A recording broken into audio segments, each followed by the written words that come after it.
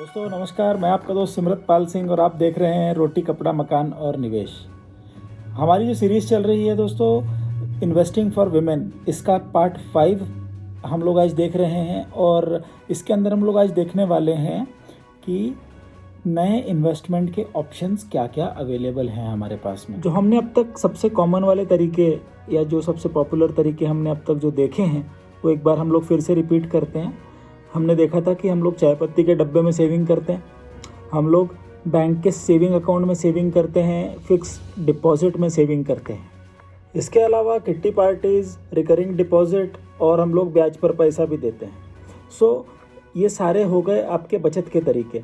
अब इन्वेस्टमेंट में हम लोगों ने देखा था कि ट्रेडिशनली जो पॉपुलर इन्वेस्टमेंट्स हैं वो गोल्ड है और रियल इस्टेट है। इन सारे इंस्ट्रूमेंट्स के बारे में हम लोग बहुत सालों से जानते हैं, हमेशा से जानते आए हैं।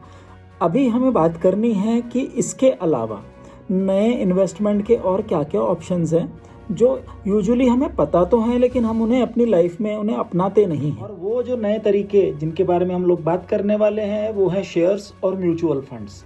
म्यूचुअल फंड्स क्या होते हैं, शेयर्स क्या होते हैं, इसके लिए मैं रेकमेंड करूंगा कि आप हमारे चैनल पर अवेलेबल वीडियोस ज़रूर देखें।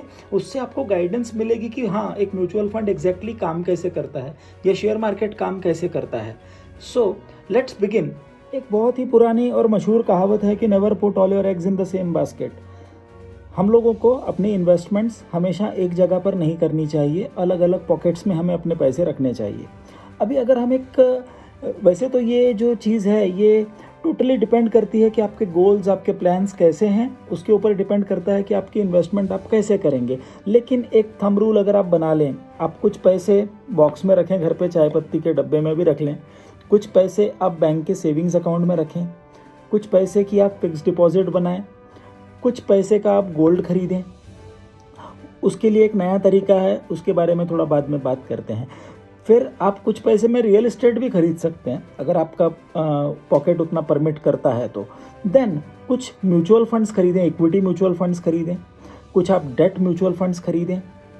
हम कभी भी ये प्रिडिक्ट नहीं कर सकते कि कौन सा एसेट क्लास, ये जो मैंने अभी सबके नाम लिए, ये सारे अलग अलग एसेट क्लासेस हैं, कौन सा एसेट क्लास आपको सबसे ज़्यादा पैसा देकर जाएगा, हम लोग कभी प्रेडिक्ट नहीं कर सकते। ये होने के बाद में हमें पता चलता है। सो ऑलवेज आपने अगर इतनी सारी जगह पे अपने पैसे डिस्ट्रीब्यूट करके रखे होंगे तो डेफिनेटली एक आधी जगह से आपको अच्छा रिटर्न्स मिलने की संभावना बढ़ जाती है।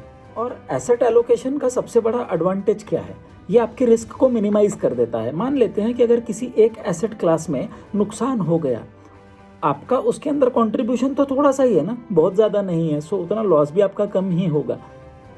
थैंक्स फॉर वॉचिंग दोस्तों। Stay healthy, stay safe, stay fit and take good care of yourself. और हाँ, लाइक, सब्सक्राइब, शेयर और कमेंट करना ना भूलें। Thanks, bye bye.